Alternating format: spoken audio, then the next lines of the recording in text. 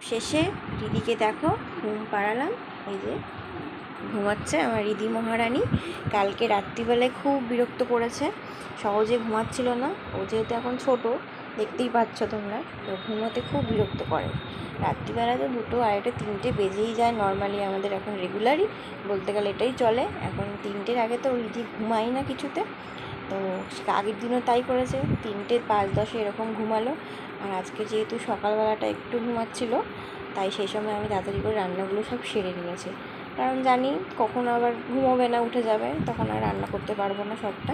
তাই জন্য একবারে সব রান্নাটা আজকে সারাদিনেরটা করে নিয়েছি। কী কী করেছি তোমাদেরকে দেখাবো, যাতে পরে আর না করতে, কারণ পরে আবার উঠে গেলে বা রান্না করবে যখন, তখন সামলিয়ে করাটা মুশকিল হয়ে যায়। ওই জন্য রান্নাটা পড়ে থাকে, তাই জন্য একবারেই করে নিয়েছি, তোমাদেরকে দেখাচ্ছি।